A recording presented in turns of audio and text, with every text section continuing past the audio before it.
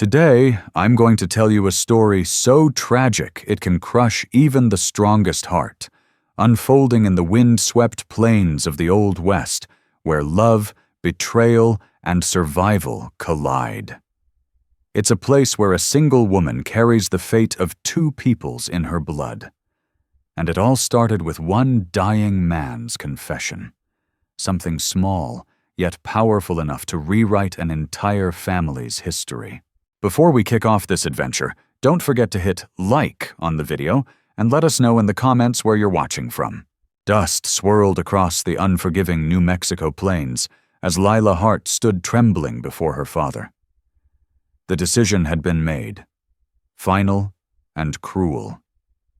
She was to be handed over to the towering Apache warrior as payment for her father's debts. For years, whispers about Taza Neche had haunted every corner of the territory.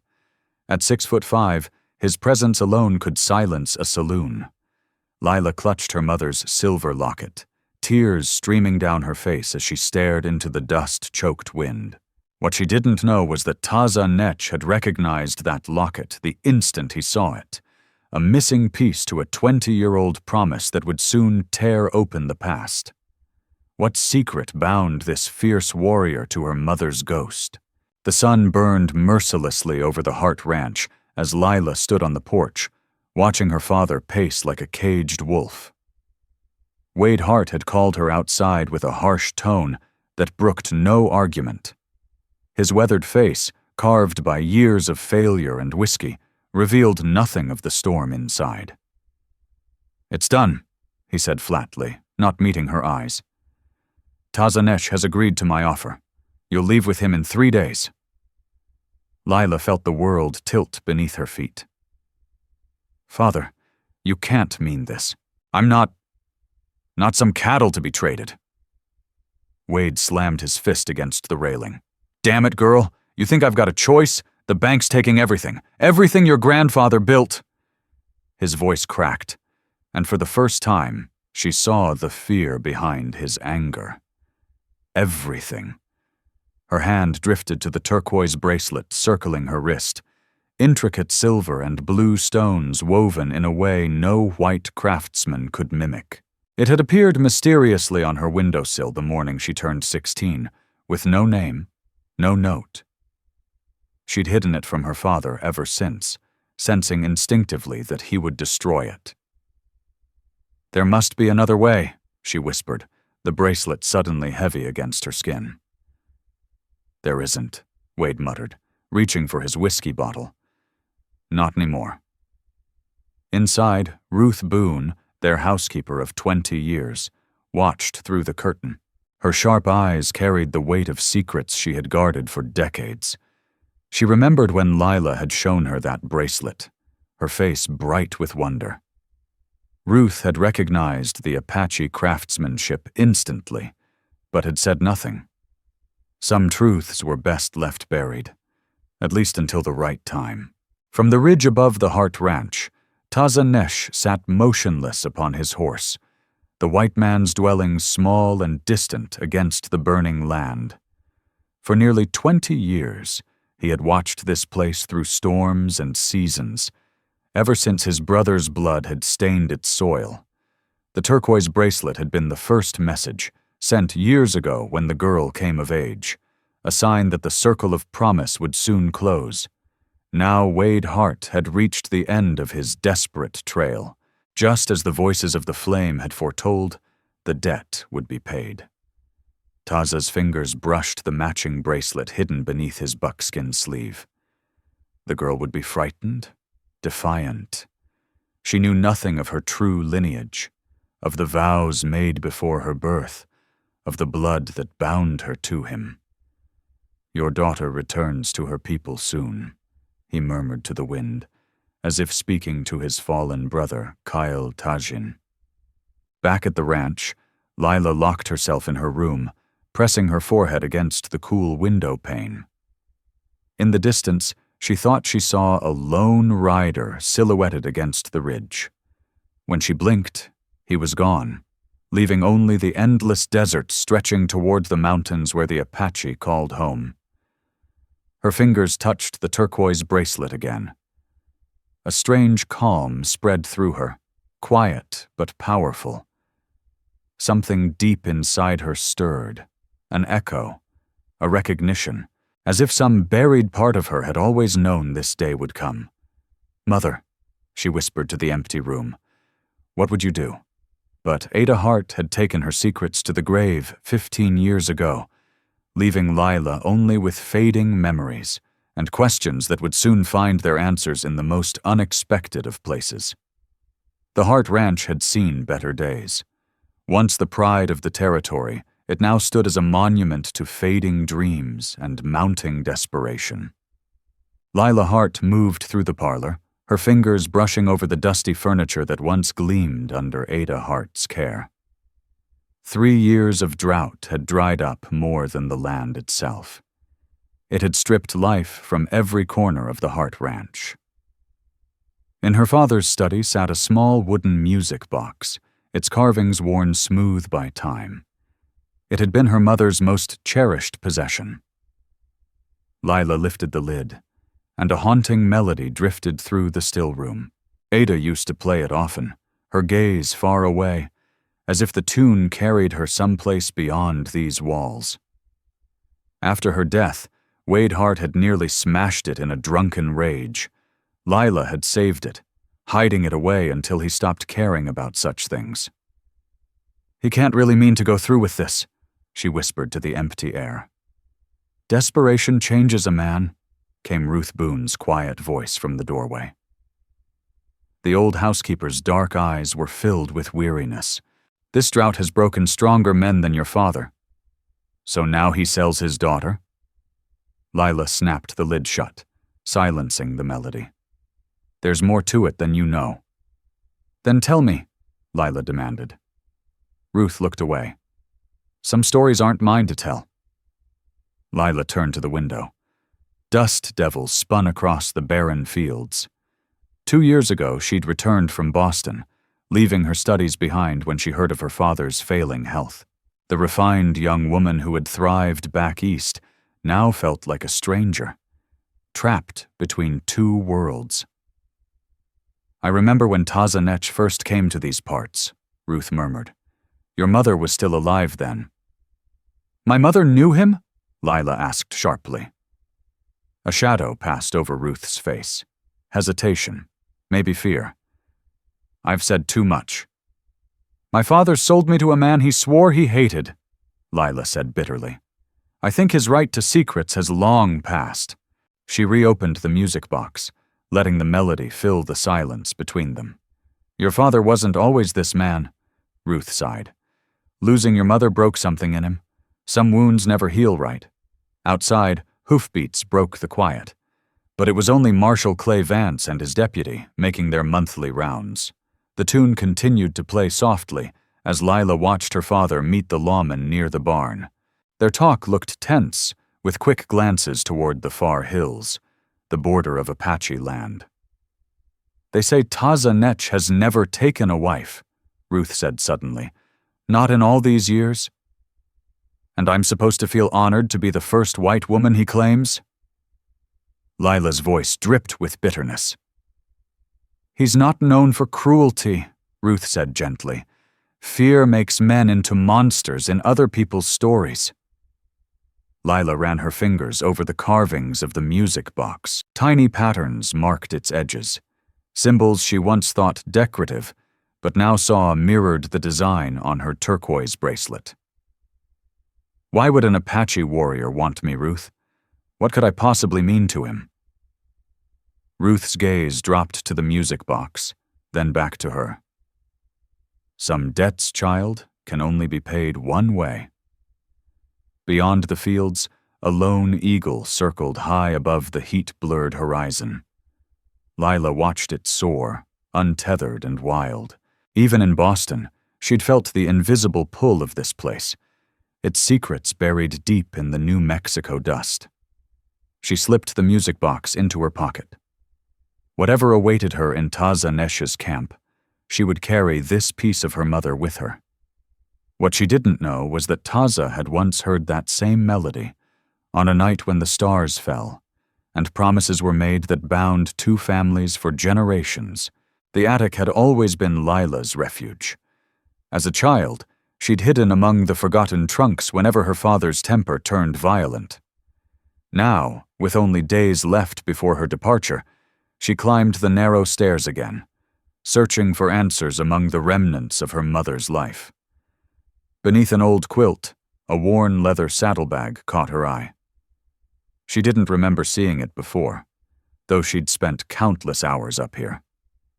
Dust swirled in the slanting sunlight as she pulled it free.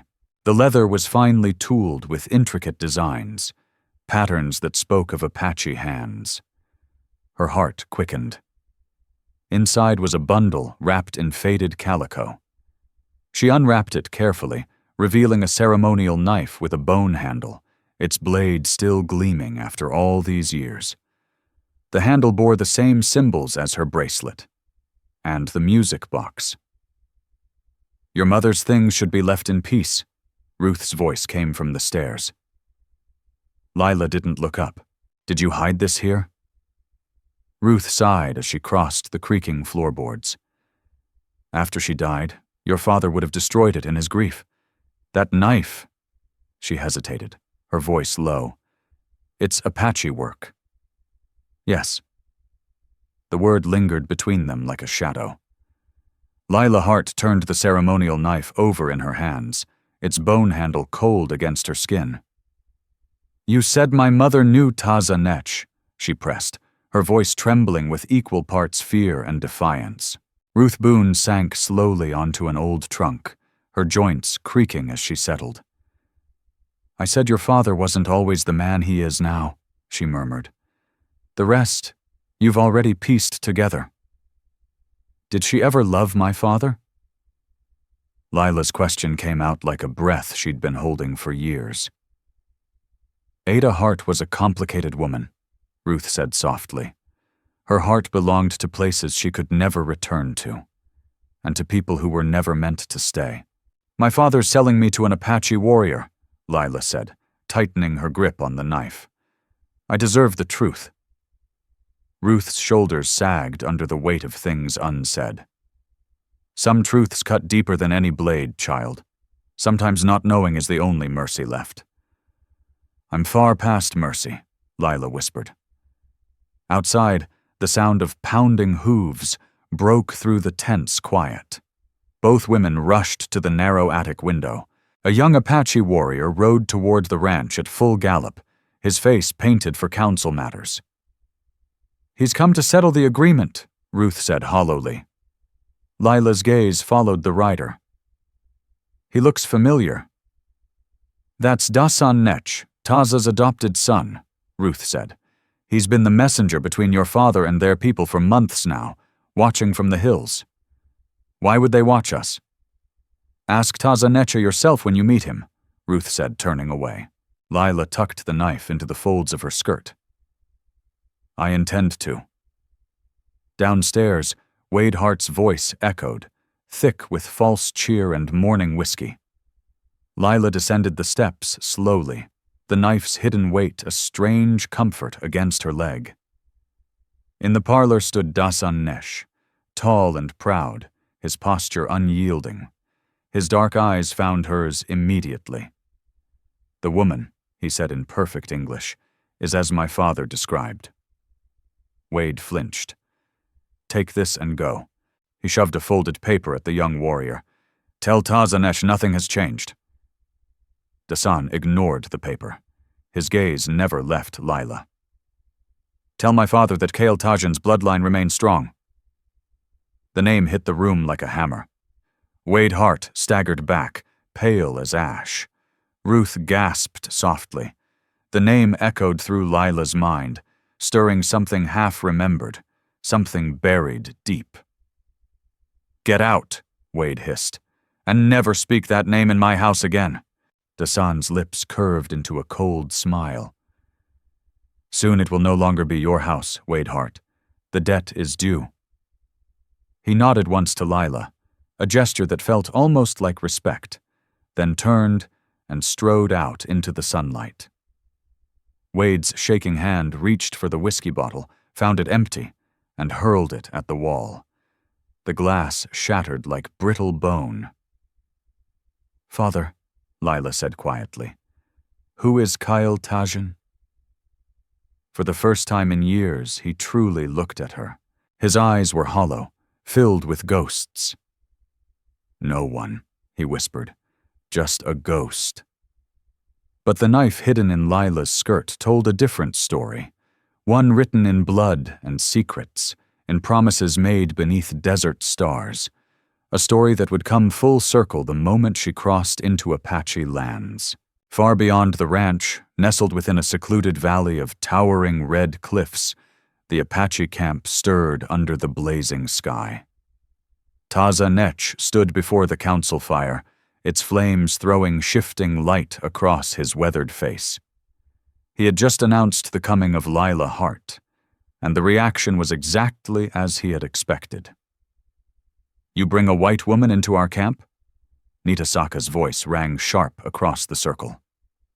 Once promised to him years ago, she had never forgiven his refusal. "Have you forgotten what her people have done to ours?"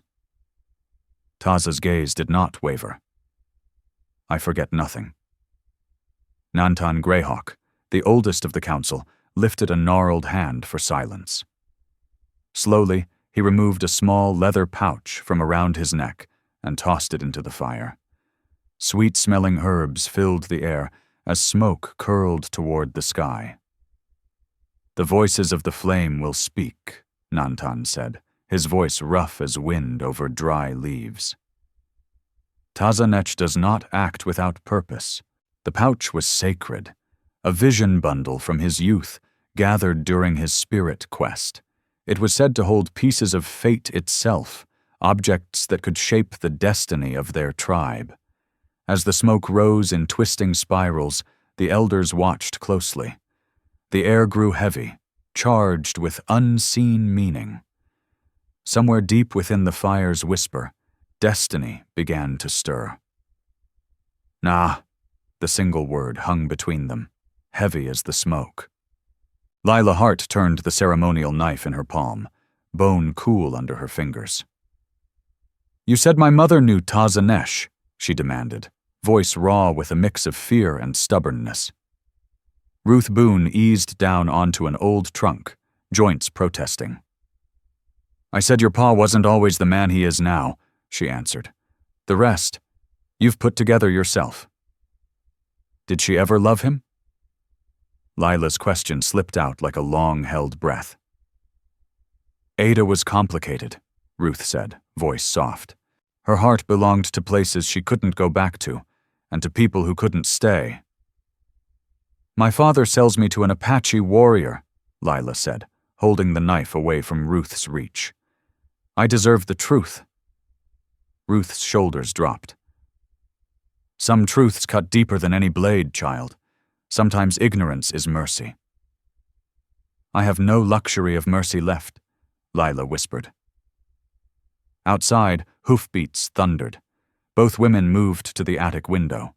A young Apache brave came hard across the scrub, his face painted for council business. He'd ridden to settle the matter. "He looks familiar," Lila said, watching him. "That's Taza Neche, Taza's adopted son," Ruth answered. "He's been watching the ranch from the hills, acting as messenger." "Why watch us?" Lila asked. "Ask Taza Neche when you meet him," Ruth said, turning away. Lila slid the knife into her skirt. "I'll ask him." Downstairs, Wade Hart's voice carried, forced cheer and whiskey. Lila descended, the knife's weight a steady reassurance at her thigh. In the parlor, Taza Neche stood tall, his dark eyes locked on her. "The woman," he said in clear English, "is as my father described." Wade's face twitched. "Take this and go," he barked, pressing a folded note into Dasan's hands. "Tell Taza Neche nothing's changed." Dasan ignored the paper. His gaze stayed on Lila. "Tell my father Kael Tazhin's line is strong." The name landed like a stone. Wade Hart went white. Ruth made a small sound. The name echoed in Lila like a half-remembered dream. "Get out," Wade hissed, "and never speak that name here." Dasan smiled without warmth. "Soon this won't be your house, Wade Hart. The debt's due." He nodded once to Lila, almost respectful, then left. Wade grabbed for his whiskey, found the bottle empty, and flung it at the wall.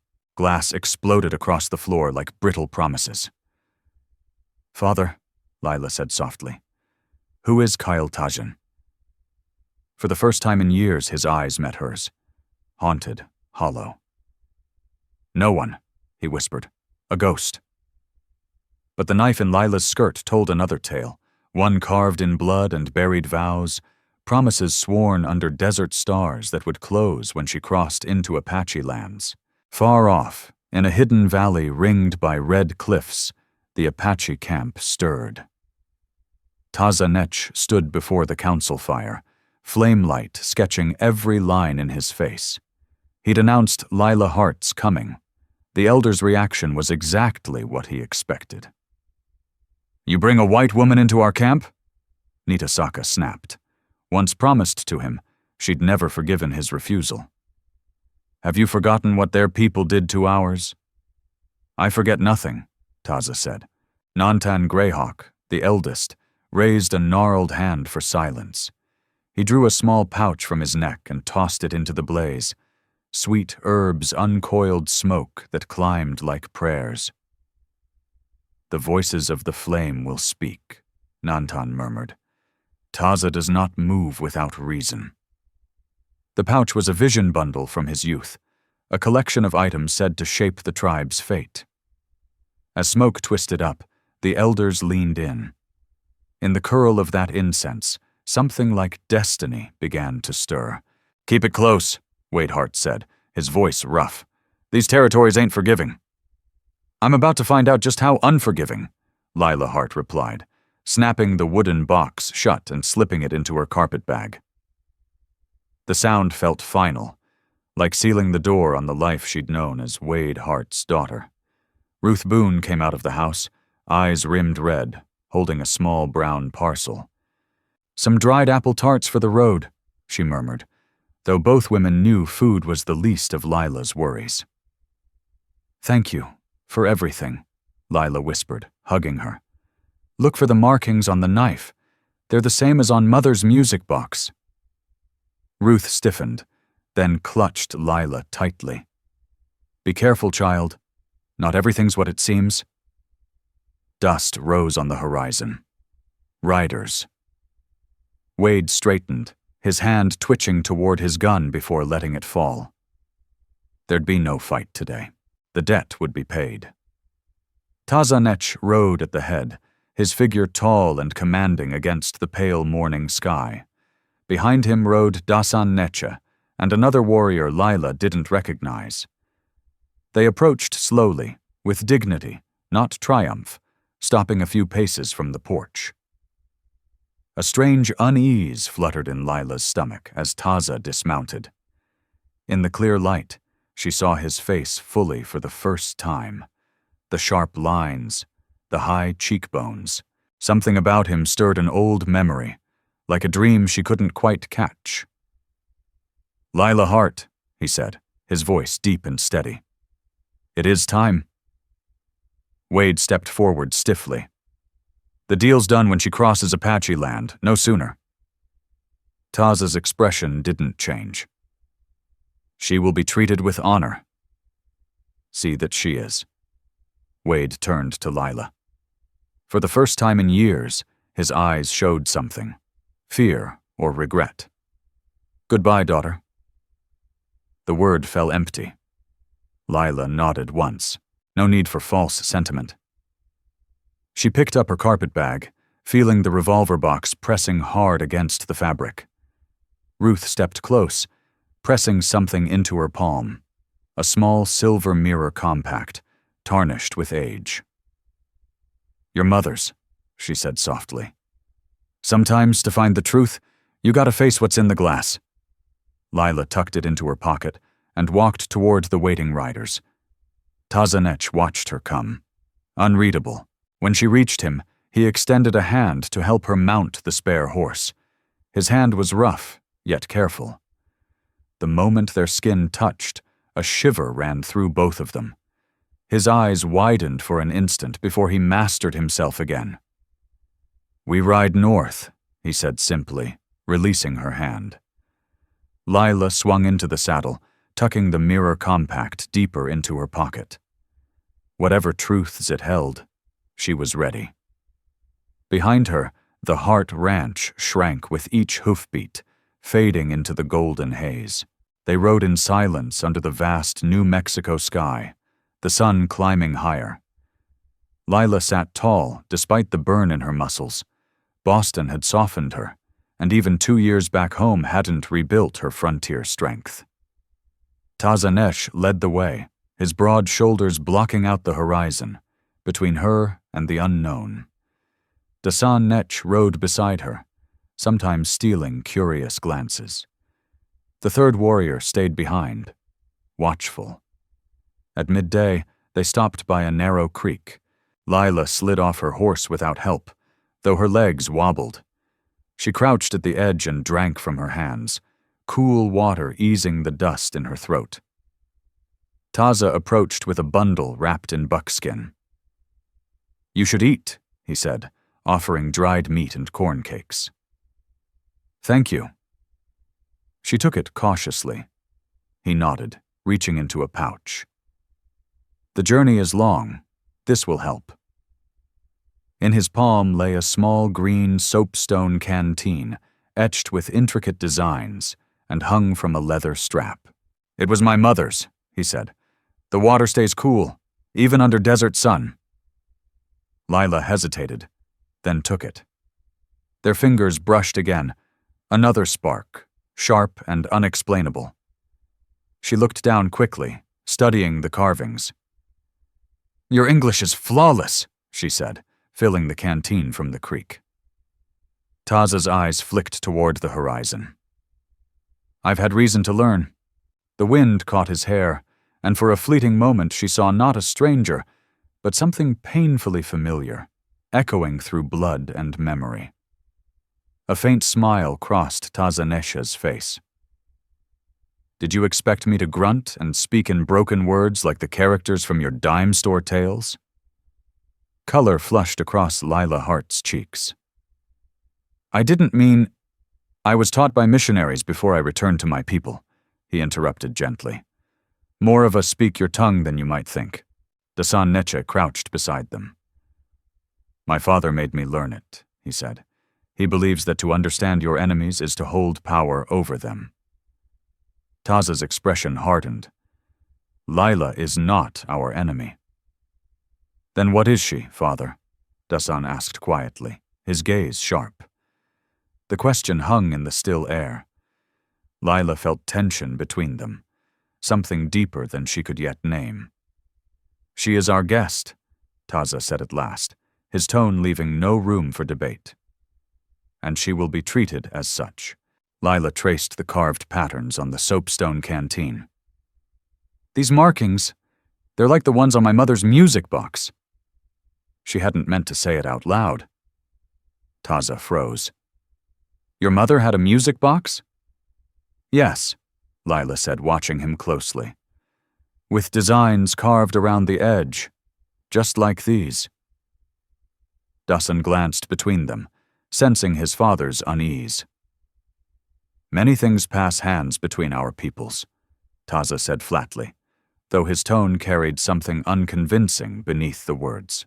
"You knew my mother, didn't you?" Lila pressed. "Ruth Boone hinted as much." "We should move," Taza said abruptly, standing. "There's a long ride ahead." They mounted again. Lila slung the canteen over her shoulder, its weight resting against her hip. A strange comfort, as if it belonged to her somehow. As they rode on, the open plains gave way to broken hills and red stone bluffs. The air grew drier, harsher. They followed winding game trails invisible to her untrained eyes, moving deeper into the wild lands. "There," Taza said suddenly, pointing to a plume of dust far off. Taza lifted a hand, signaling a halt. "Riders," he muttered. "4, maybe 5. White men." "How can you tell?" Lila asked. "Apache ride differently," Tazhin explained. "And their horses, fast, not built for distance."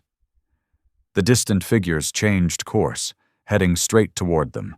Taza spoke quickly in Apache to the third warrior, who slipped into the ravine without a sound. "We'll meet them head on," Taza said, turning to Lila. "Stay quiet unless I tell you otherwise."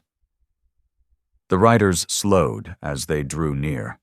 Ranch hands, judging by their clothes and dust-caked hats.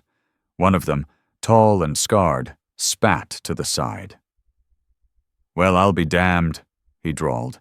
"Indians riding with a white woman. Now that's a sight." Lila tightened her grip on the canteen, feeling the carved symbols beneath her fingertips like a prayer. The men spread out slightly, casual but deliberate. Taza's posture shifted, ready to strike though he looked at ease. The lead rider smirked. "Ain't you Wade Hart's girl? Word is your daddy sold you off to the savages. Didn't believe it till now." Lila raised her chin. "My arrangements are none of your concern, Mr. Jed Mercer." Mercer's gaze slid from her to Taza. "Didn't figure your kind was buying white brides." Tazhin bristled, but Taza's face stayed unreadable. "We pass peacefully," he said. "We seek no fight." "Funny thing about fights," Mercer said, his hand drifting near his holster. "They've got a way of finding folks who deserve 'em." He tipped his hat toward Lila. "Miss Hart, if you're being taken against your will, now's the time to speak up." Before she could answer, Taza said calmly, "The arrangement was made with Wade Hart." "It is honored," Mercer spat in the dirt. "That what they call selling your own blood these days?" "I go willingly," Lila said firmly. "Please step aside." Mercer hesitated, suspicion flickering in his eyes. One of his men laughed, a harsh, ugly sound. "Shame," Mercer said coldly. "Educated woman like you, ending up as some savage's squaw?" Taza's voice dropped, quiet as a blade being drawn. "Say that again. You shame yourself speaking like that," Taza Neche said, his voice low but edged with steel. Up on the ridge, the third Apache warrior had appeared without a sound, bow drawn, an arrow trained on Jed Mercer. Lila Hart wasn't sure if the ranch hands had noticed. Mercer straightened in his saddle, his smirk unwavering. "Just giving the lady a choice," he said. "She wants to come with us. The circle men'll treat her proper." "I've made my choice," Lila answered firmly, though her heart pounded hard enough to shake her ribs. Her hand slipped into her pocket, fingers curling around her mother's silver compact mirror. The cold weight steadied her nerves. A long, tense silence stretched between them before Mercer finally shrugged. "Your funeral, Miss Hart." He signaled to his men. "Let's go." As they passed, Mercer cast her a look that chilled her to the bone, the kind that promised trouble wasn't over, only waiting. They rode in silence until the riders were far behind. Only then did Taza Neche raise his hand to the warrior on the ridge, who vanished back into the canyon like a ghost. "You handled yourself well," Taza said after a while. Lila was caught off guard. "I've dealt with men like Mercer before." She pulled out the mirror, catching a glimpse of her face, flushed but resolute. Taza Neche brought his horse closer. "They'll bring others. White men fear what they can't understand." "And what is it they don't understand?" Lila asked, her tone sharp. "Why one of their women would ride with us," Tazhin said. "I didn't choose this," she shot back. Tazhin's expression didn't change. "Yet you told that scarred man you came willingly." Lila had no answer. Instead, she opened the mirror fully, tilting it to catch the sunlight. A bright flash burst across the trail, blinding for a heartbeat. "Careful," Taza warned. "That shine can be seen for miles." "I wasn't signaling anyone," she said quickly. His gaze lingered on her. Maybe you were just trying to see if you still recognize yourself." The words struck too close to home. Lila shut the mirror with a snap and tucked it away. As dusk fell, the land began to change, red cliffs rising like ancient walls, shadows growing long. They climbed a narrow trail carved through the rocks until Taza stopped at the summit. "Come," he said, motioning her forward. Below them spread a valley alive with firelight and motion, the Apache camp. Smoke rose from cook fires, laughter and children's voices drifted up with the wind. Women moved gracefully between dwellings, their steps steady and sure. "This is my home," Taza said quietly. "It will be yours now, too." Lila felt the world sway beneath her feet. The mirror in her pocket seemed heavier than before, as if it knew what waited for her down there. Who would she see looking back once she lived among them? As if reading her thoughts, Taza murmured, "Sometimes we have to look beyond reflections to find the truth." The sun slipped behind the western peaks as they descended into the valley. Long shadows reached toward her like hands from the past. Dozens of eyes turned as they entered, children peeking from behind shelters, women pausing in their work, men watching with guarded silence. The white woman had arrived. A woman carrying secrets even she didn't yet know she possessed. Lila's first week among the Red Mesa tribe passed in a blur. She'd been given a small lodge on the eastern edge of camp, close enough to be watched, far enough to breathe. It was simple but warm. Woven mats lined the floor. A fire pit kept the night chill away. Each morning, a woman named Lila Hart came to guide her through the rhythms of daily life.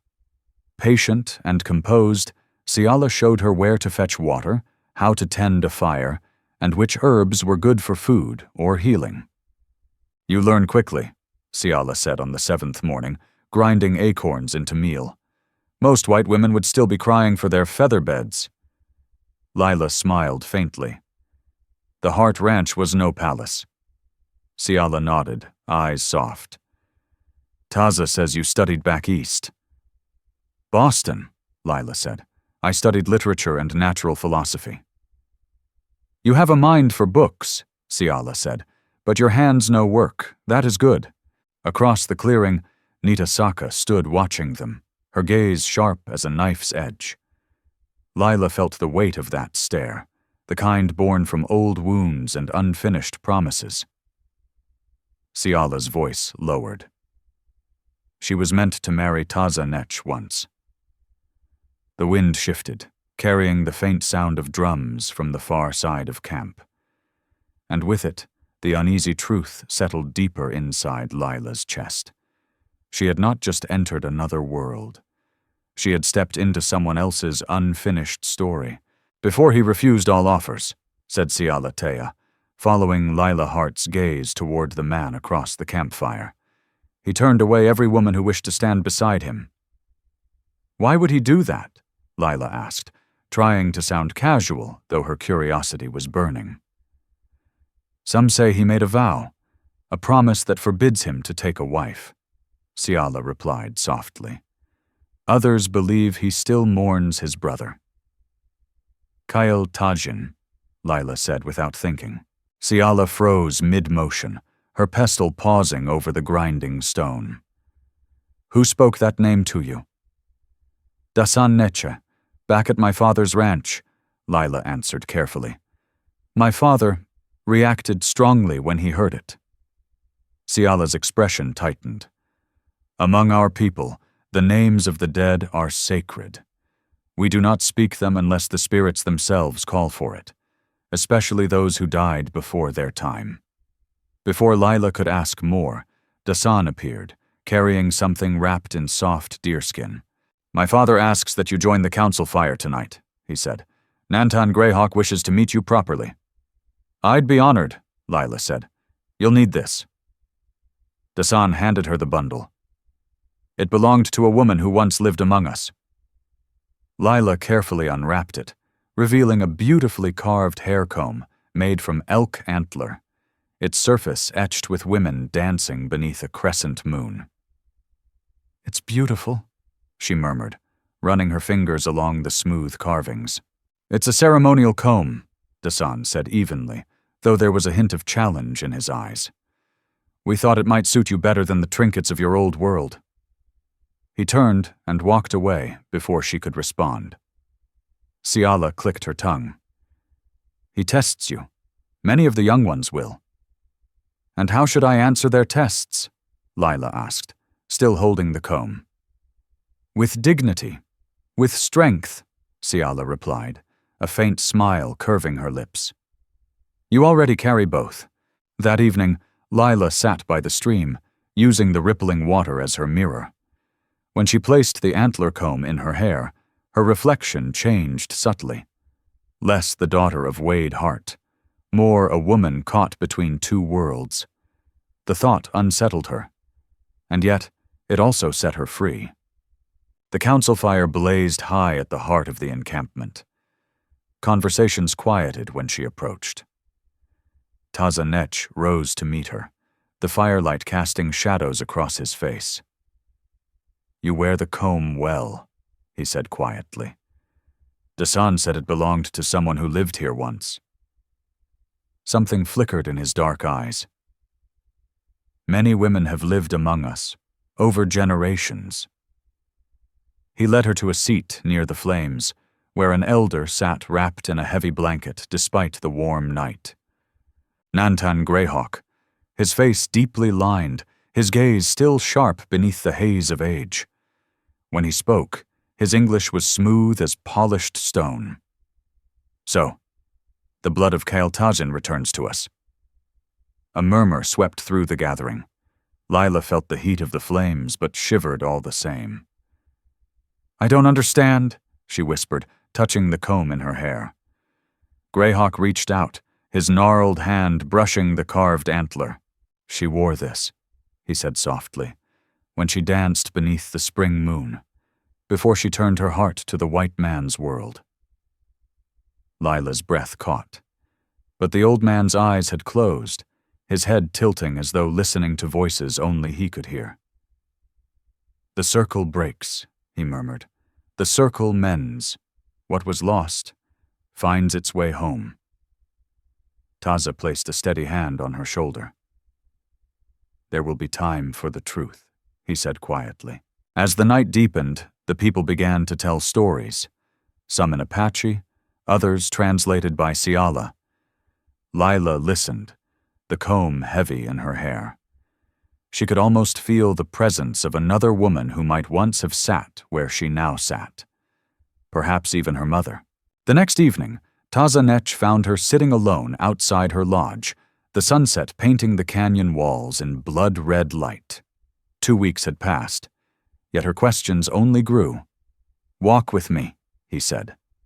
Not a command, but not quite a request either. Lila followed him to a quiet clearing where a small fire burned. Nantan Greyhawk was there, seated cross-legged on a woven blanket. Beside him lay a weathered leather journal, its edges darkened by years of use. "Sit," the elder said, gesturing across the fire. "The time for half-truths has ended." Lila's pulse quickened as she lowered herself to the ground. Taza stood behind her, tall and silent against the twilight. "This belonged to your mother," Greyhawk said, sliding the journal toward her. "She left it when she turned away from our people." Lila reached out with trembling hands. The leather was soft, worn smooth by touch and time, like something waiting all these years to find its way home. "My mother lived among the Apache for almost 2 years, Nantan Greyhawk said, his clouded eyes fixed on something far beyond the fire.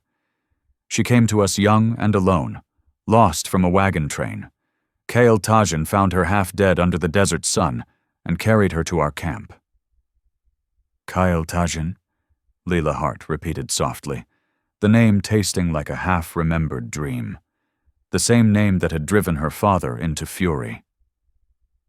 "My brother," Taza Neche said at last, settling beside her.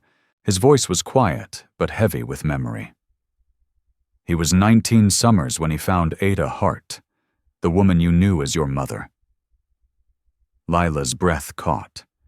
She opened the weathered journal, its pages alive with her mother's elegant handwriting. Pressed desert flowers fluttered loose between the pages, fragile, preserved remnants of another life. Drawings filled the margins, plants, faces, the daily rhythm of camp life. She learned our tongue, Greyhawk went on. She studied our medicines, healed our wounded. Even our wisest women respected her touch. Lila turned another page and froze. There, sketched in careful strokes, was a man's face, strong jaw, proud eyes that seemed to watch her through time. Beneath it, her mother had written in looping script, Kael Tazhin, under the juniper tree, the wind speaks his name.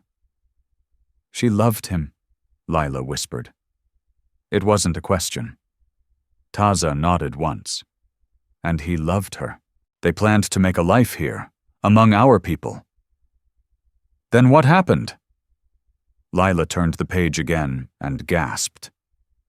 There, carefully drawn, was the ceremonial knife, the same blade she now kept hidden beneath her skirt.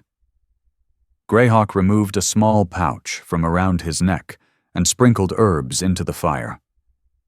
The smoke curled upward in a slow, solemn ribbon. Wade Hart happened, he said. His voice was heavy with age and loss. He was a young rancher then, ambitious, hungry for land and more. He found our camp while hunting, and saw Ada. Taza's jaw tightened. He wanted her for himself. Lila's hand trembled against the journal. Did he force her? No, Taza said, staring into the flames. He came back again and again. Brought gifts, sweet words, promises. Your mother was torn, Greyhawk murmured, between two worlds that could never truly meet. She left, Lila whispered. Taza's gaze hardened. Not before blood was spilled. Greyhawk nodded. Kael Tazhin and Wade Hart quarreled. Words turned to threats. Then, Kael was found dead, shot in the back while hunting. No witness but the eagles. Lila felt the earth tilt beneath her. My father killed him. We had no proof, Taza said, though the fire reflected fury in his eyes. 2 days later, your mother vanished. A month after that, she was Wade Hart's wife.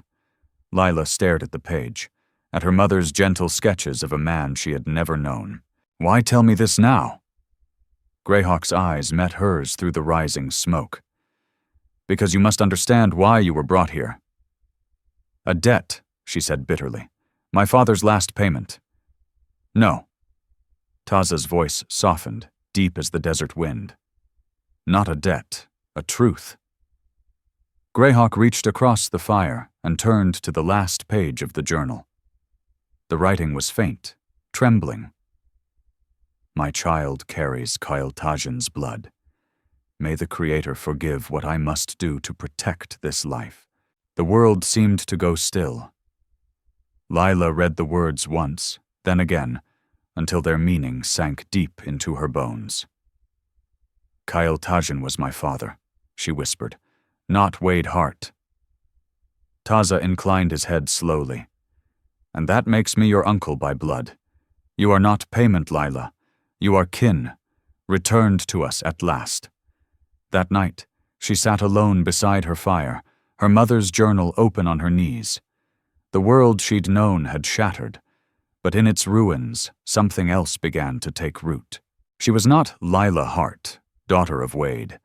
She was Lila, child of two worlds, one of fire and blood, of desert and memory. When Sialatea arrived at dawn with a bowl of water, she found Lila grinding herbs with steady hands. You work as one born to it, Siala said softly. Do you know these plants so well already? Lila's lips curved faintly. It seems, she murmured, eyes on the herbs, that I always did. Yes, Sialatea said softly, as if no further words were needed. That's why I was sent to you." She settled beside Lila Hart, her voice carrying a quiet warmth. "I knew your mother when she lived among us. I was just a girl then, but I remember her kindness." Lila's hands paused mid-motion. "What was she like here? Was she happy?" A wistful smile touched Siala's lips. "Very happy, until the end." Her gaze drifted toward the stream, where moonlight shimmered across the water. She and Kael Tazhin often walked there, speaking of their dreams. She learned our medicines, and even taught us some of her own. Siala hesitated. After he died, and she left, some whispered she had brought sorrow to our people, but Nantan Greyhawk always silenced such talk. "And my father, Kael Tazhin?" Lila asked softly. "Proud," Siala said, smiling sadly. "Strong, quick to laugh, much like his brother, though Taza Neche rarely laughs now." Their conversation broke as Taza Neche approached, his steps brisk and purposeful. "My father asks for you," he said. "There's news from the white settlement." Moments later, Lila found Taza Neche near the horses, fastening supplies to a pack mule. His face was grim. "Wade Hart is ill," he said without preamble. "Ruth Boone sent word through a trader she trusts. She fears he won't recover." Lila's stomach tightened. A rush of emotions, anger, pity, confusion, collided inside her. The man who had raised her, the man who had lied to her. "I should go to him," she said at last. Taza nodded, as if expecting it. "I'll go with you." "Is that wise? After what he did to Kael Tazhin?" "Some circles," Taza said evenly, "must be closed face to face." He handed her a small leather cord with a smooth black stone. The obsidian gleamed darkly in the firelight, carved with a symbol she recognized. "Kael made this for your mother," he explained. "She left it behind, perhaps fearing Wade would see it. It's yours now."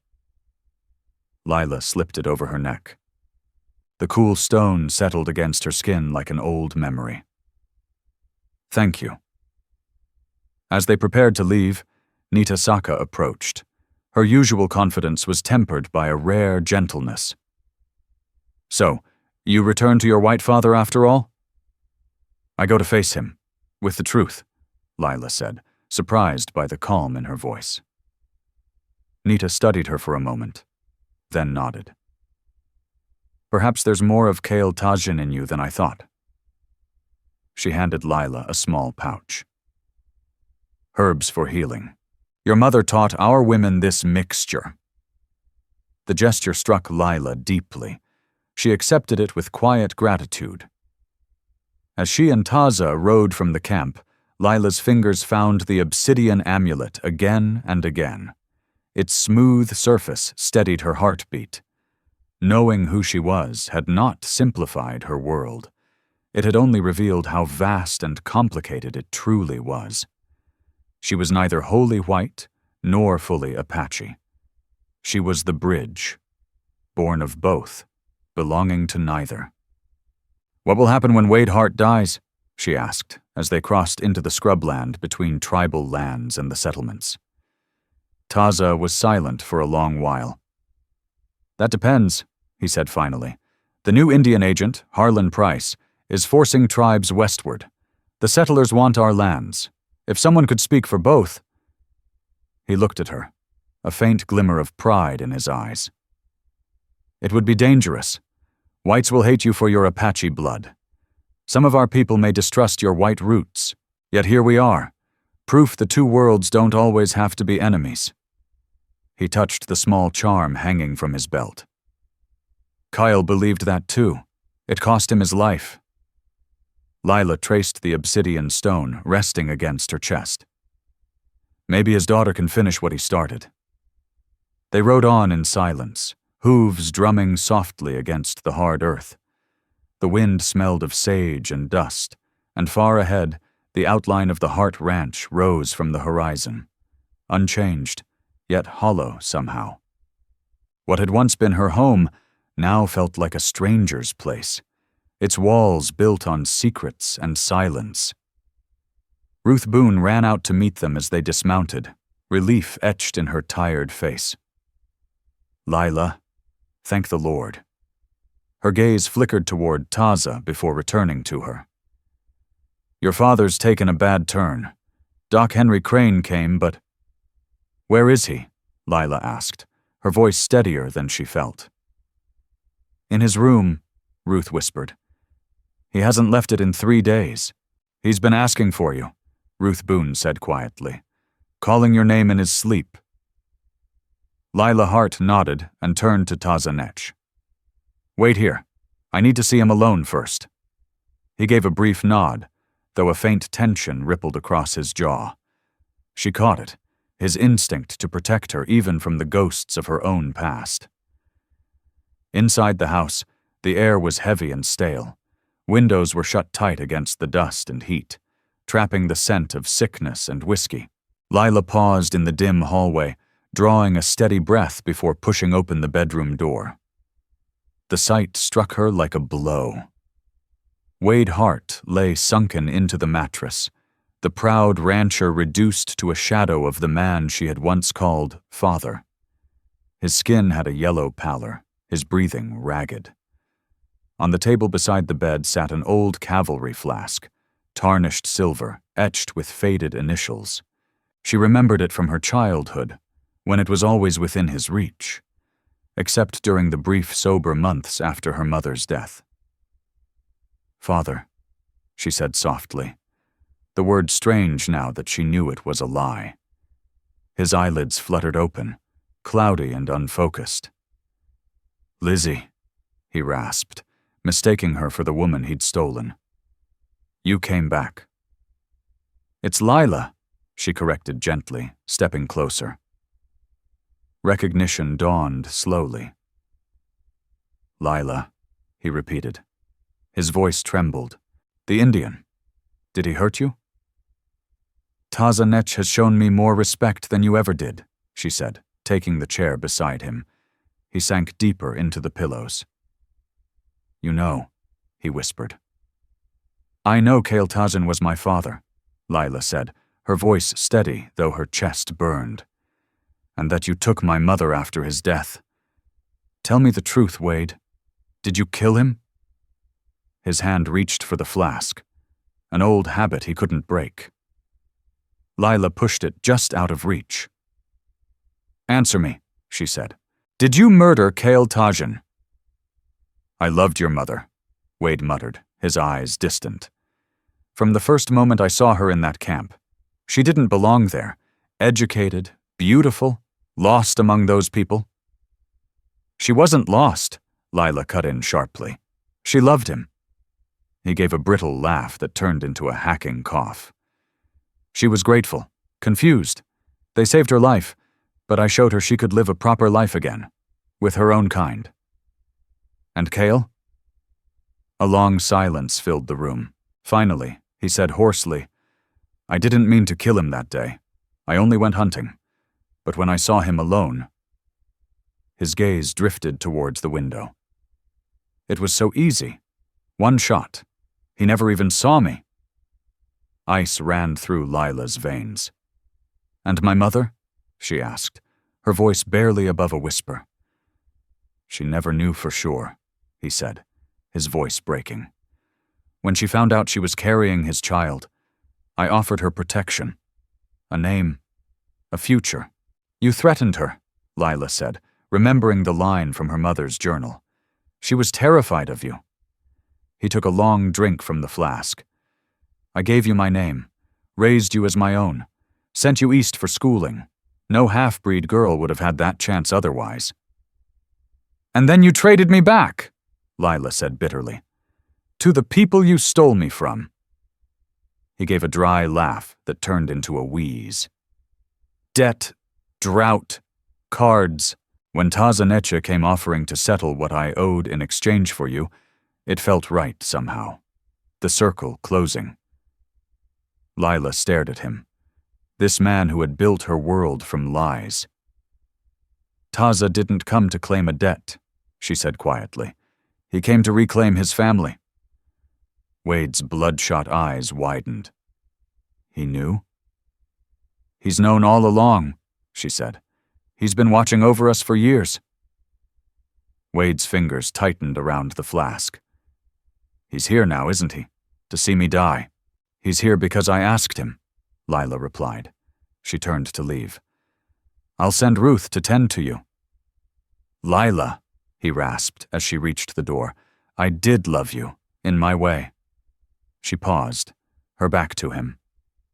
I believe you did, she said softly. But love built on lies will always fall apart. The flask slipped from his trembling hand, clattering against the wooden floor. The dull metallic echo followed her out into the fading light, an ending that needed no words. Outside, she found Taza Neche waiting by the corral, the dying sun casting a bronze glow over his tall frame. He looked at her once and saw everything he needed to know written in her eyes. He admitted it, Lila said quietly. He killed Kael Tazhin, shot him in the back while he hunted. Taza's face barely moved, but the flicker in his gaze was unmistakable, a buried wound reopening after 18 long years. For 18 years, Taza Neche said quietly, his voice thick with memory. I've carried the truth in silence. Lila Hart looked at him, the evening wind brushing through her hair. Why didn't you seek justice? Why not revenge? He turned toward the house, his expression calm but distant.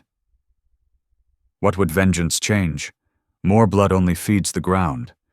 And there was you to think of, Kael Tazhin's child. They stood for a long moment as twilight deepened, the world around them painted in silver and flame. Finally, Lila broke the silence. Wade Hart is dying, she said. Doc Henry Crane says it's his liver, years of whiskey and lies. The spirits keep their own balance, Taza replied quietly. He's paying his debt in their way. Just then, Ruth Boone stepped out from the porch, her steps hesitant.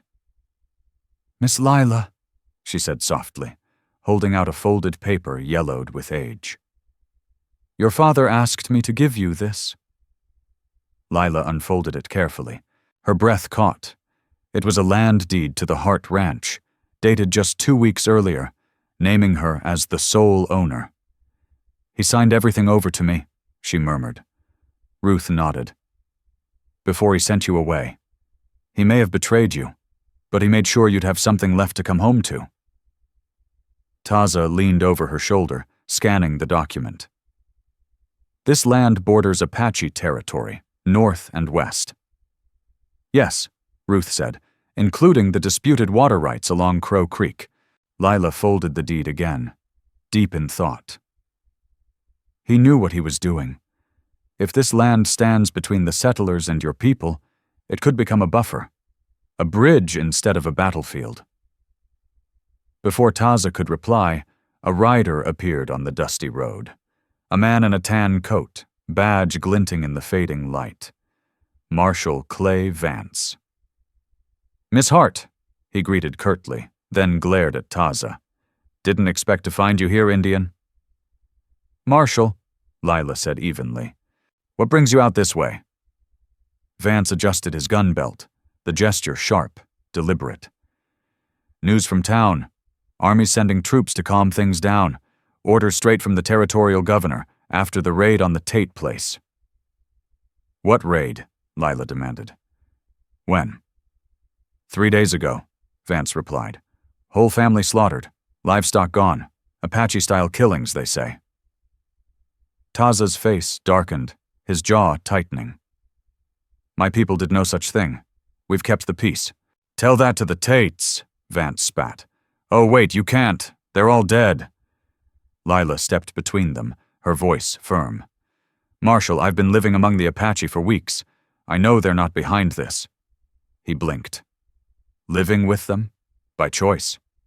Yes, she said, "and I've seen more decency among them than in many towns I've passed through." Vance snorted. "Well, someone's stirring the pot. The army won't bother sorting out which tribe is guilty. They'll just round them all up." He glanced at the ranch house. "How's your father?" "Dying," Lila said flatly. A flicker, almost satisfaction, crossed his face. "Shame," he muttered. "Territory's losing a fine man." When he rode off, the dust hung in the air like smoke. Lila opened the deed again, staring at her name inked in dark letters. "This land," she said slowly. "It could be a sanctuary. Neutral ground. Someplace where both sides can meet." Taza nodded, cautious.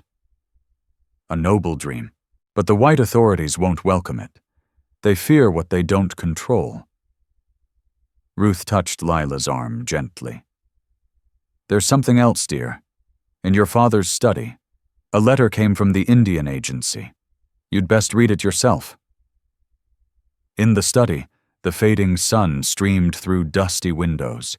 Papers lay scattered on the desk, one envelope already torn open. Lila unfolded the official letter and began to read, her expression hardening with each line. "They're voiding all previous treaties," she said, her voice tight. "Every promise the government made to the Apache is being erased. They plan to move every tribe to the San Carlos reservation, effective immediately." Taza's face turned to stone. "Many will die there. The land is barren, the water poisoned." Lila's eyes scanned the rest of the letter, and then she froze. "There's more," she whispered. "A company of soldiers arrives next week to start the relocation." She looked up, meeting Taza's gaze. "They'll drive your people out at gunpoint if they have to." Taza's voice dropped to a quiet fury. "We will not go. Not to San Carlos. Not to die like caged animals." Lila set the letter down slowly, the weight of it pressing on her heart. "Then we have 1 week," she said, resolve sharpening in her eyes. 1 week to find another way." Her hand brushed the deed again, and a spark of hope flickered through the gathering dusk. "And I think," she murmured, "I might just know where to start." The letter lay on the desk between them, the government seal glinting coldly in the dying light, like a warning from the world they both refused to surrender to. A low growl of thunder rolled across the desert horizon, an omen of the storm building both in the sky and within Lila Hart's heart. She sat beside Wade Hart's bed, listening to his uneven breaths as he drifted between fever and delirium. 3 days had passed since her return to the ranch, 3 days of tension, planning, and the shadow of a government deadline drawing ever closer. The Apache relocation would begin within the week. "Ada," Wade murmured weakly, reaching for a hand that wasn't there. "I'm sorry." Lila said nothing. He wasn't seeing her. He was talking to ghosts, her mother, sometimes even Kael Tazhin, whose name now fell from his cracked lips without the bitterness that once laced it.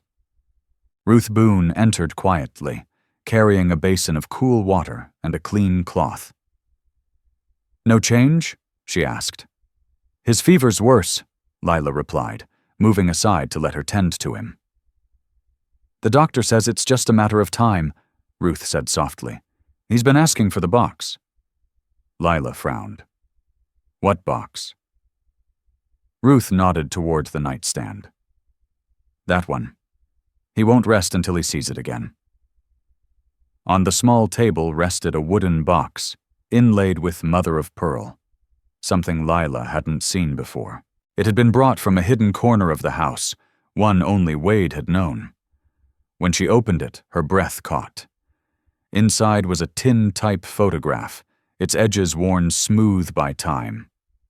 The image showed her mother, Ada Hart, young and radiant, standing beside a tall Apache man whose proud stance and kind eyes made his identity unmistakable. Kael Tazhin. "He kept this all these years," Lila murmured, tracing the outline of their faces with her fingers. hidden away like a secret he couldn't face. Or like a treasure he couldn't destroy, Ruth suggested, wringing out the cloth. Your father was a complicated man. He wasn't my father, Lila said quietly. The words still felt heavy and strange. Ruth hesitated, then sighed. He raised you as his own. That counts for something, even with all the wrong he did. Wade stirred, eyes fluttering open with sudden clarity.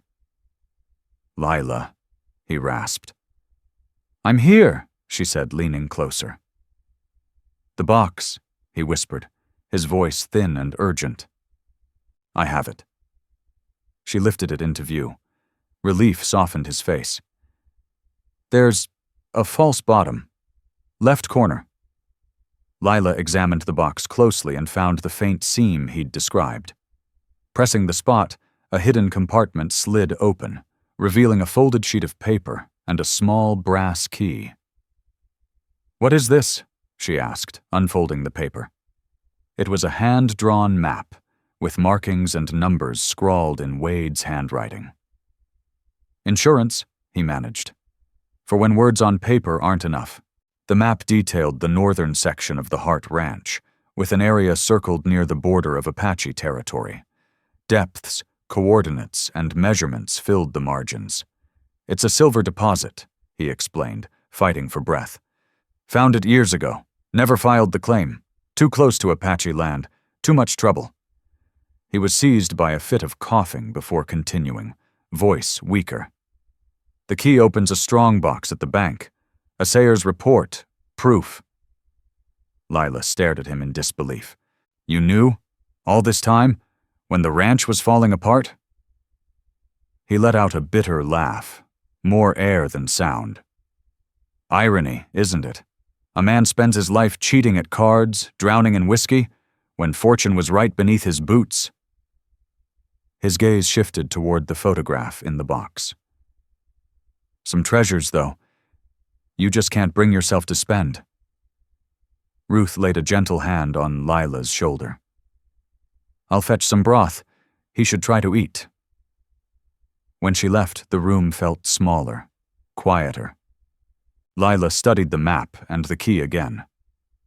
Why show me this now? She asked. Because it's a bargaining chip, Wade whispered. The government wants Apache land. The settlers want silver. He wheezed. You now control both. Understanding dawned in her eyes. You're giving me a way to protect them. He nodded faintly. Giving you a choice I never had. His voice faltered. Your mother. She would have wanted that. Lila looked again at the photograph. Her mother, caught between two worlds, and the man whose blood flowed in her veins. You could have told me the truth years ago. Pride, he whispered. Fear. His voice broke. Easier to hate than to admit. Admit what? She asked softly. That she never loved me the way she loved him. His eyes glistened. That you were never really mine. That I destroyed what was good. Because I couldn't bear to lose her. A single tear traced down his weathered cheek. Lila said nothing. The map and key felt heavy in her hands, heavier than any words between them. Outside, thunder rolled closer, the air charged with promise and peril, like the edge of a storm that might finally break the drought. Does Taza Neche know about the silver? She asked quietly. Wade's eyelids fluttered, his strength fading. No one knows, he whispered. Then the room fell silent, but for the sound of the rain that had finally begun to fall. Not even Ruth Boone, Lila Hart said quietly, sliding the map and brass key into her pocket. This will stay my secret, and my inheritance. Wade Hart's eyes had closed again, his breath coming in shallow rasps. On the nightstand, the mother-of-pearl box sat open, its tintype photograph staring back at her. Ada Hart and Kael Tazhin, frozen in time, witnesses to both betrayal and redemption yet to come. I'll make this right, Lila whispered. Whether she spoke to the dying man or to the couple in the photo, she couldn't tell. Outside, the storm finally broke. Rain hammered the windows of the Hart Ranch, the parched land drinking it in with a kind of desperate relief. By dawn, Wade was gone, his final words an apology whispered to a woman long buried. He's at peace now, Ruth said softly, drawing the sheet over his still face. Peace. The word echoed hollowly in Lila's chest. Her feelings were tangled. Grief, guilt, anger, and something else she couldn't name. The man had stolen her birthright, murdered her real father, lied to her from childhood, yet had also raised her, protected her, and in his dying breath given her a way to protect Kael Tazhin's people. I need to tell Taza Neche, she said, stepping out of the room. She found him in the barn, the smell of rain and hay thick in the air. He didn't need her words to know. Among his people, death was something felt, not announced. His journey to the spirit world will not be an easy one, Taza said evenly, neither bitter nor kind. No, Lila agreed quietly. Too many spirits still unsettled. She spread the map across a hay bale between them and explained everything Wade had confessed. Taza listened in silence, eyes narrowing with thought as she spoke of the hidden silver and the key. Silver, he said finally. White men's hunger for it has destroyed tribes before. But this... He looked up, meeting her gaze. This could change things. If I hold the claim, Lila said, tracing the map's border lines, I can use it as leverage to protect your people. Taza studied her face. You would turn Wade Hart's last secret into a shield for those he once sought to drive away. I would use my inheritance to protect my family, she said firmly. Both sides of it. A sudden creak at the barn door broke their focus. Marshal Clay Vance stepped inside, rain dripping from his hat brim, his deputy a dark shadow behind him. Heard about Wade, he said gruffly. My condolences. Thank you, Marshal, Lila replied, folding the map discreetly and tucking it out of sight. Vance's gaze flicked toward Taza, his tone hardening. Didn't expect to find you here, Indian. Thought you'd be long gone, warning your people what's coming. The Apache have done nothing to provoke the army, Lila interjected quickly. Vance cut her off. Nothing, huh? Tell that to the families lying dead in their burned-out homes. 2 more raids since yesterday, 8 settlers gone, children included. The words hit like a blow. Lila went pale. My people are not responsible, Taza said darkly. Try telling that to Captain Eli Boone, Vance shot back.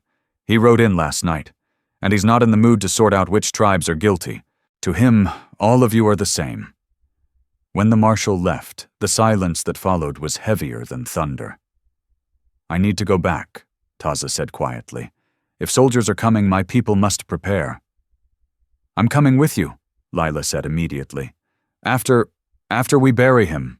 That afternoon, under soft rain, they laid Wade Hart to rest beside Ada in the family plot. Only 4 stood at the graveside. Lila, Ruth, Taza, and Pastor Eli Gray. The preacher's voice was low and solemn, his words drowned at times by the steady patter of rain.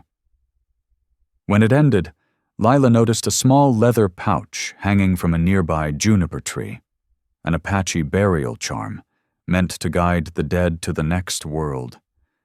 She glanced at Taza, who nodded once. Even those who walk crooked paths may still find their way to the light, he murmured.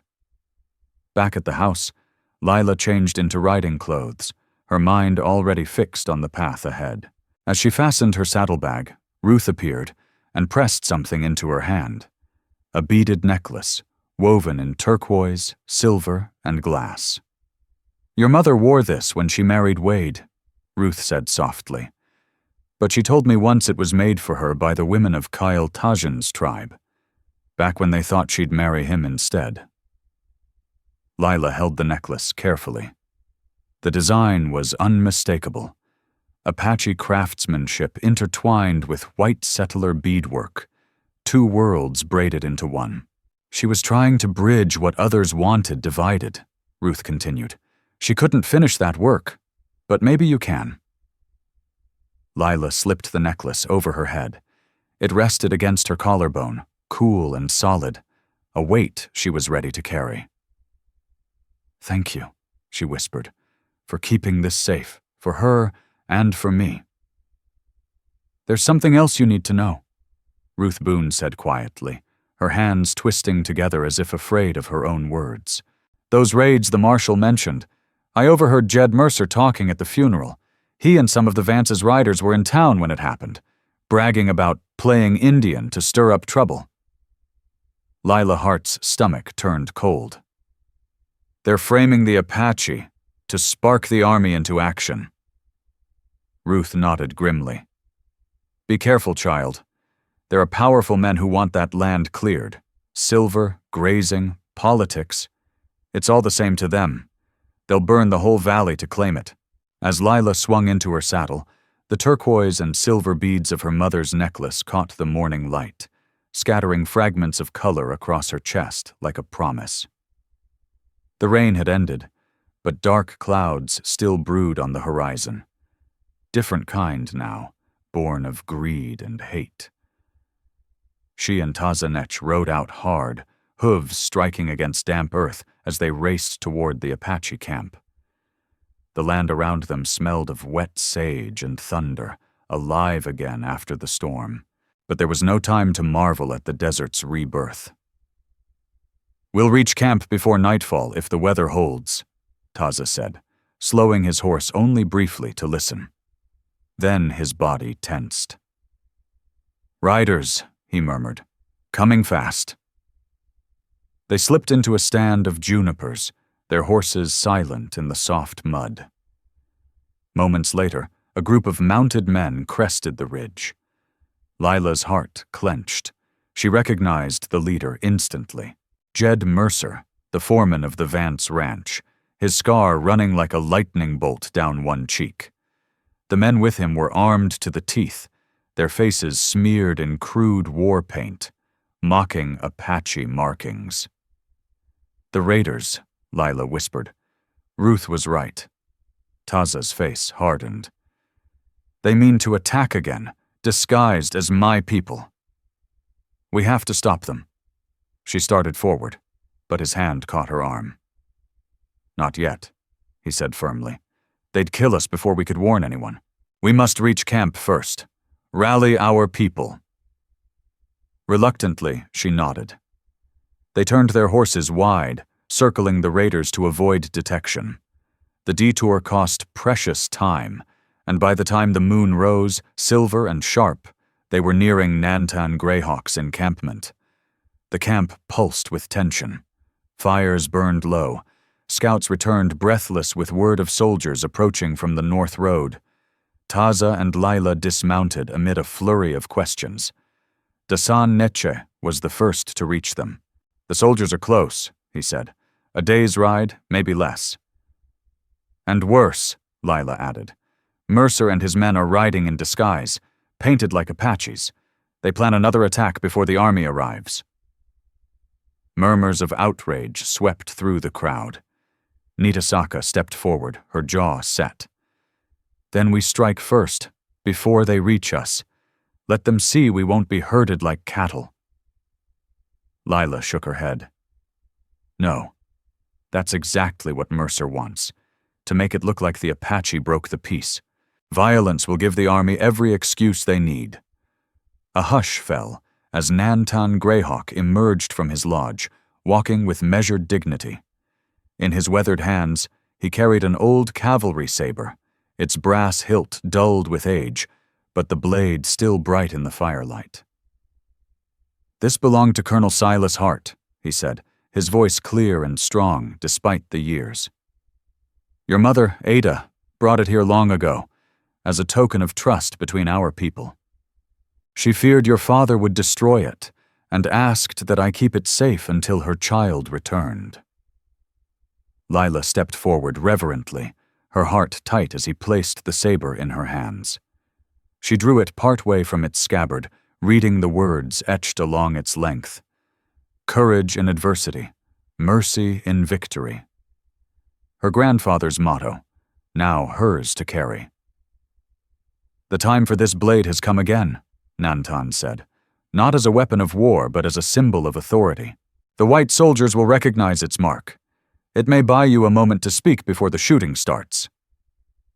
Dasan scoffed. "Words won't stop bullets." "Maybe not," Lila said, unfolding the map she had taken from Wade's box. "But this might." The council gathered closer as she explained the truth about the silver vein beneath her land and Wade's final act, deeding the property to her. "This land is mine now by law," she said. "If I offer a partnership, Apache labor and shared profit under my protection, the territorial government might listen. They'll see value where they once saw wilderness." Nita crossed her arms. "The whites won't share wealth with us. They never have." Lila met her gaze steadily. "Silver speaks louder than prejudice, and I intend to make it shout." Around the fire, the murmurs shifted, from doubt to curiosity to something close to hope. And outside, under a sky torn by stormlight and moonshine, the desert held its breath, waiting to see if one woman's courage could stop two worlds from colliding once more. "And I've got something else they want," Lila Hart said, her voice low but steady. "A way to solve their so-called Apache problem without more bloodshed, or the shame of another broken treaty." Taza Neche studied the map, his sharp eyes tracing every line and mark. "It could work," he admitted, "but only if we stop Jed Mercer and his men first. If more settlers die, there'll be no chance for peace, only vengeance." Lila's fingers tightened around the hilt of Colonel Silas Hart's saber. Its weight felt both strange and right in her grasp, like holding two legacies at once. "Then we stop Mercer," she said. "We expose what he's doing, and force the army to listen before they strike." As the council debated through the night, Lila felt the fire of her mother's compassion mix with the quiet strength of Kael Tazhin, the father she had never known. And beneath it all, the last gift of Wade Hart, the map, the silver, the chance to build a bridge instead of a grave. The saber at her hip gleamed faintly, not as a weapon, but as a symbol of justice waiting to be restored. Before dawn, the Apache camp stirred with calm urgency. Women packed what little they could carry. Warriors checked their rifles and bows, not for conquest but for protection. The elders whispered prayers, sending children and the old to the safety of a hidden canyon that had sheltered them in darker times. Lila dressed quickly, her mother's beaded Apache vest over a dust-worn riding skirt, the turquoise necklace shining against her throat. Cialatea had given her the vest long ago. At her side hung her grandfather's saber. Across her shoulder, a rifle glinted with morning light. "Our scouts found Mercer and his men," Taza reported as he approached with Taza Neche. "They're camped 12 miles east near the Boone homestead, preparing for another raid." "The Boones have 3 young children," Lila said, her stomach twisting. Dasan's jaw tightened. "The soldiers are moving too, but slow, with wagons. They won't reach there before tomorrow." Taza spread a rough map on the ground. "We'll intercept Mercer's men first. We need proof, alive, of what they've done." "I'm coming," Lila said firmly. Taza's lips curved just slightly. "I didn't think you'd stay behind." Before they mounted up, Nantan Greyhawk appeared carrying a wooden box carved with ancient patterns, turquoise stones catching the morning light. Lila recognized the same designs from her mother's keepsake. "For generations, these colors have guided those walking between worlds," the old man said. He opened the box to reveal powders, white, yellow, blue, red. His voice deepened with ceremony. "You stand between 2 nations, belonging to both, bound to neither. White for clear vision, to see through lies. Yellow for courage, to face what others fear, blue for wisdom, to find the path to peace, and red, he said as he traced a line along her chin, for the voice that will speak for those who cannot. When he finished, he closed the box. Kael Tazhin would be proud of his daughter today. Go with our blessings. Nitasaka stepped forward then, offering a small deerskin pouch of water. Return safe, she said simply. Our people need you now. The small party rode out as the sun broke over the mountains, Lila, Taza, Dasan, and 3 chosen warriors. They rode hard and silent, aware Mercer's men might have eyes on the trail. After some time, Lila spoke quietly. The markings you placed on me, are they for battle? Taza shook his head. War paint is for death. These marks are for transformation, for those stepping into a sacred duty. Dasan glanced at her, his voice softer than usual. Few outside our blood have ever been honored that way. Lila looked ahead, her gaze fixed on the horizon. I'm not outside it anymore, she said. By mid-morning, they reached a rocky ridge overlooking Mercer's camp. Dismounting, they crept forward, staying low in the grass.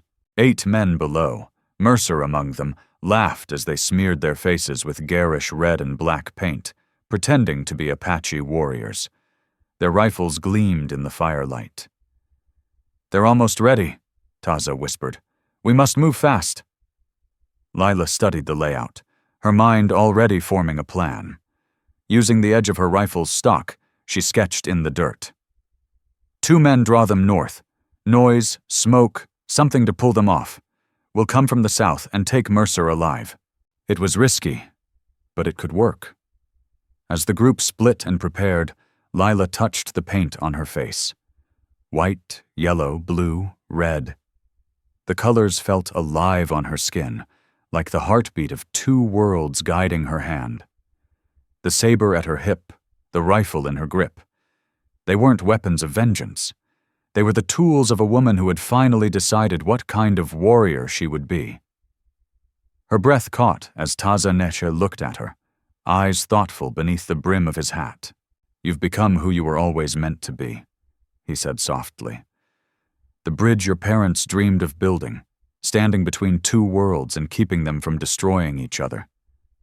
Below, Jed Mercer barked orders at his men, completely unaware that his lies were about to burn down around him. Lila Hart checked her rifle, the sharp metallic click echoing like a promise. The sacred paint still tingled faintly on her skin. A living blessing. For both my peoples, she whispered, and gave the signal. The diversion unfolded perfectly. 2 Apache warriors broke north, shouting and firing into the air. 3 of Mercer's men took the bait, galloping off through the brush to chase the noise. The moment they disappeared over the ridge, Lila, Taza, and Taza Neche began their silent advance through the junipers. Remember, Lila hissed, we need Mercer alive, with proof. They were within 50 yards when everything unraveled. A sentry they hadn't seen fired a warning shot. Apache! The man shouted. Real ones! Mercer spun, snarling. Kill them all! No witnesses!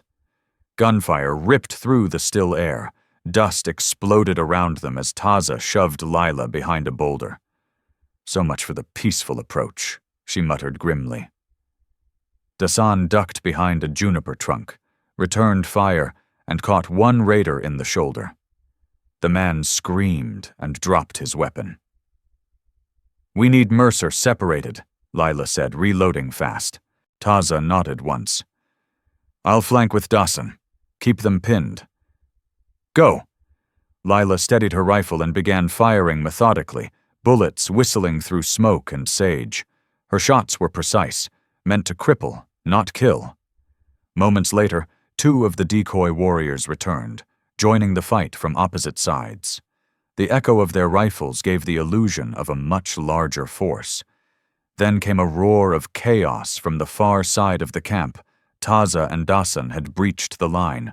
Lila sprinted forward, low and fast, weaving between boulders as men shouted and scrambled for cover. She caught sight of Mercer, his scarred face smeared with fake war paint, screaming orders at the few raiders still standing. Then, movement to her right. A gunman aimed straight at Tazhin, who was grappling another man to the ground. Without thinking, Lila swung her rifle and fired. The raider dropped, clutching his leg. The fight ended as quickly as it began. 3 raiders wounded. 2 surrendered. 1 fled into the hills. Mercer alone refused to quit. His teeth were bared, eyes wild. "It's over, Mercer," Lila shouted, stepping forward, her rifle trained on him. "Drop your weapon." He answered with a shot that whistled past her ear. Taza lunged from behind, slamming into him, and the 2 men crashed to the ground, rolling through the dirt in a blur of fists and fury. With a sudden jerk, Mercer drew a hidden knife and slashed, cutting across Taza's forearm. Blood streaked his skin, but before Mercer could strike again, Lila was already moving. She dropped her rifle, drew Colonel Silas Hart's saber in one fluid motion, and met Mercer's blade mid-swing. The steel rang like thunder, sunlight flashing along its edge. She pivoted, just as she'd been taught long ago in Boston fencing lessons she'd once thought useless out here. Her counter caught Mercer's wrist hard. His knife fell, clattering to the dirt. Lila stepped forward, saber point at his throat. "It's finished," Mercer sneered, spitting the words like venom. "You race traitor, siding with savages against your own kind." "My kind," she said coldly, "belongs to both worlds. You wouldn't understand that if you lived 100 lives." Tazhin bound Mercer's wrists with rawhide, while Lila turned to Taza, wrapping a torn strip of cloth around his bleeding arm. "Your grandfather's blade served you well," Taza said quietly. "And so did your teaching," she replied, tightening the knot.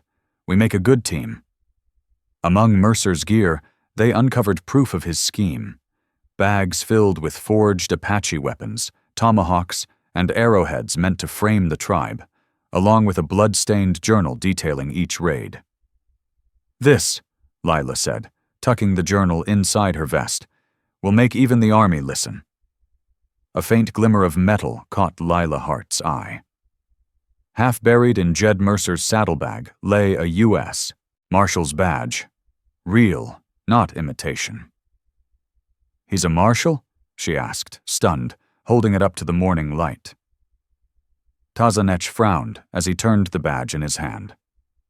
"Maybe once, or maybe he stole it, to make his lies sound official." Taza Neche approached, leading their horses. "We should head back to camp. The soldiers will reach the valley by midday tomorrow." Lila slipped the badge into her pocket, her mind spinning.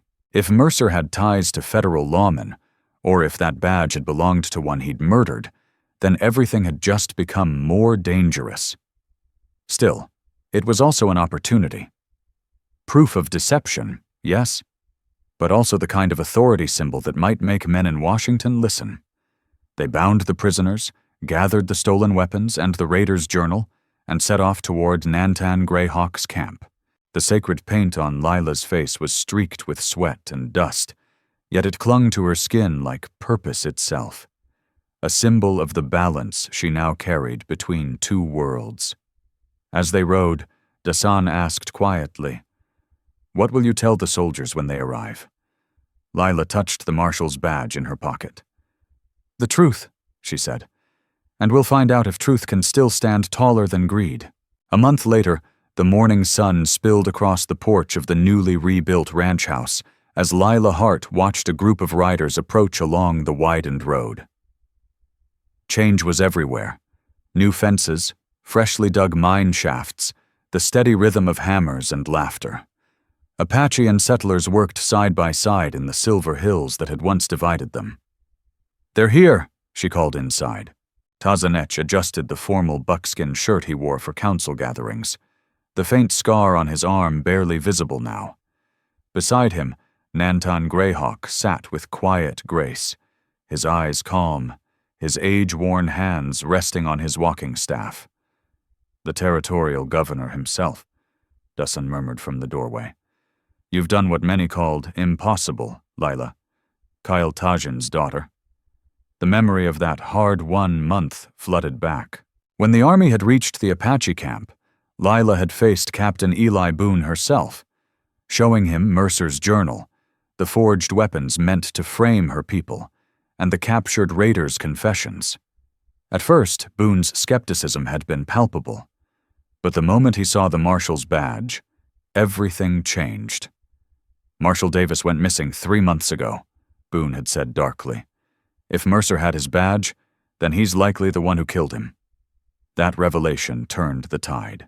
Boone, a man of duty but not cruelty, had halted the relocation orders and helped Lila send word to the territorial governor, urging a hearing of her proposal. The promise of silver did what compassion never could. It brought the government to the table. Now, after weeks of negotiation, the governor himself had come to finalize the agreement. As the official party dismounted, Lila stepped forward. Governor Amos Reed, welcome to Silver Creek Cooperative. The name rolled proudly off her tongue, a symbol of rebirth. No longer the Hart Ranch, but something shared, something new. The governor tipped his hat. Miss Hart, or should I say Miss Tazhin now? Lila is fine, she said with a faint smile. Please come inside. We have business to finish. Inside, the parlor had been transformed into a meeting hall. On the wall behind the long oak table hung an old parchment framed in glass. The governor's gaze lingered on it. Is that what I think it is? He asked. The original Spanish land grant from 1797, Lila explained. Ruth Boone found it among my mother's belongings. It recognizes both settlers and native inhabitants as rightful keepers of this land, forever. That ancient document had proven to be their final salvation, predating all American claims, binding two peoples together by law as well as spirit. Remarkable, the governor murmured, studying the faded wax seal. This certainly strengthens your rather unconventional plan. They took their seats. Lila unrolled the new agreement beside the old parchment, a bridge between centuries. The terms are simple, she said. The silver mine will operate as a cooperative, profits divided equally between the U.S. government, the Apache Nation, and Silver Creek itself. In return, the Apache keep their homeland under federal protection, safe from relocation, safe from exploitation. The governor leaned back, thoughtful. Unorthodox, but perhaps that's what these times require. With formal ceremony, signatures were laid upon the page. Nantan Greyhawk marked his name beside the governor's bold script. Taza Neche signed in both English and Apache symbols. Then Lila signed last, closing a circle that had begun decades earlier when Ada Hart met Kael Tazhin and dreamed of a future neither side had believed possible. When the riders departed, dust rising behind them, Lila stood on the porch with Taza and Nantan. The wind carried the scent of sage and distant rain. Your parents would be proud, Nantan said softly. The circle is whole again. Taza nodded. Kael Tazhin's dream of peace lives through you. Lila's fingers brushed the edge of the old Spanish parchment she held, a piece of the past that had saved her mother's people and forged a future for both worlds. And as the sun set over Silver Creek, the wind whispered through the canyons, no longer of sorrow, but of promise kept. Not just through me, Lila Hart said softly, her gaze sweeping over the horizon, but through everyone willing to see past bloodlines and old borders. The evening sun poured gold across the valley, spilling over the canyons and sagebrush, setting the land ablaze with color. To the west, the Apache encampment shimmered with campfire smoke rising into the cooling sky. To the east, the Silver Creek mine hummed with activity. White settlers and Apache men working shoulder to shoulder, their tools striking the same rhythm of labor and renewal. Between those two worlds, children from both camps ran laughing through the tall grass, chasing one another beneath the vast orange sky, too young to understand what walls had once stood between them. "There'll be resistance," Taza Neche said quietly beside her. "Not everyone welcomes change." "Then we'll face it together," Lila replied. "As a family." The word carried weight. More than blood, more than name. It was a vow. She looked out over the land that had taken so much, and yet somehow given more in return.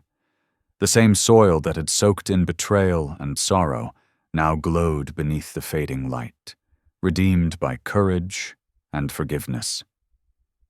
In her hands, the centuries-old Spanish grant rustled in the soft wind.